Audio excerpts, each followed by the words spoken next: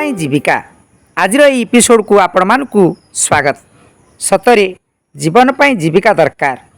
ପେଟକୁ ଦାନା ଗଣ୍ଡେ ଆଉ ଦେହକୁ କନା ଖଣ୍ଡେ ଯୋଗାଡ଼ ପାଇଁ ମନୁଷ୍ୟ ଅହରହ ପରିଶ୍ରମ କରୁଛି। କିଏ କେତେ ପ୍ରକାର ବୃତ୍ତି ଆପଣେଇ ନେଉଛି। ସେହି ଜୀବିକାମାନଙ୍କ ମଧ୍ୟରେ ଆମ ପରିବେଶକୁ ସଫାସୁତୁରା ରଖୁଛନ୍ତି ଆମର ସଫେଇ କର୍ମୀମାନେ।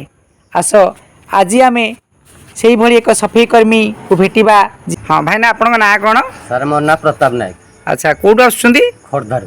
ଖୋର୍ଦ୍ଧାରୁ? ଏତେ ବାଟରୁ ଆପଣ ଆସି କାମ କରୁଛନ୍ତି? ଆଜ୍ଞା। ଯାହା ଭଲ କଥା, ଆମକୁ ପରିଷ୍କାର ପରିଚ୍ଛନ୍ନ ପରିବେଶ ଭିତରେ ଆପଣ ରଖୁଛନ୍ତି। ଆଚ୍ଛା, କହିଲେ ଏଥିପାଇଁ ତୁମର କେତେ ଟଙ୍କା ତୁମକୁ ସରକାର ଦେଉଛନ୍ତି?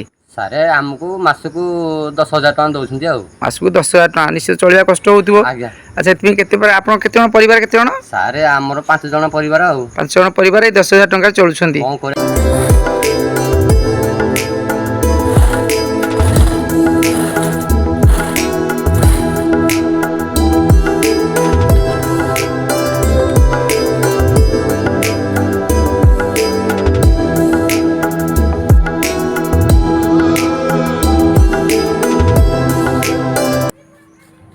ଆଚ୍ଛା, ଖରା ବର୍ଷା ଶୀତ କାକର ଆପଣ ସବୁ ସମୟରେ ଆସୁଛନ୍ତି? ଆଜ୍ଞା।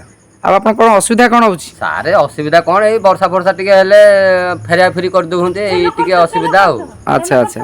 ଆଉ ତେଲ ଫେଲ ଖର୍ଚ୍ଚ କରିକି ଯାହାରେ ଆମେ 100 ଖର୍ଚ୍ଚ କରିକି ଆସୁଛୁ, ଆଉ ଏମିତି ଯେଉଁ ଫେରି ଯାଉଛି ମଝିରେ ମଝିରେ। ଆଚ୍ଛା, ଆଉ ଟିକେ ଏଇଟା ଅସୁବିଧା ହେଉଛି, ପ୍ରୋବ୍ଲେମ୍। ଆଉ ଆପଣ ଏଇ ଭିଡ଼ିଓ ମାଧ୍ୟମରେ କ'ଣ କହିବାକୁ ଚାହୁଁଛନ୍ତି ସରକାରକୁ? ସାର୍ କ'ଣ ଆଜ୍ଞା ଆମେ କହିବୁ, ଆମ କଥା ସାର୍ କିଏ ଆଉ ଶୁଣିବା? ଆମେ ମାନେ ତ ଆପଣ ଜାଣିଛନ୍ତି। ଆଉ ଆଚ୍ଛା ଆଚ୍ଛା, ହଉ ହଉ, ଠିକ୍ ଅଛି, ଧନ୍ୟବାଦ। ଆଜ୍ଞା।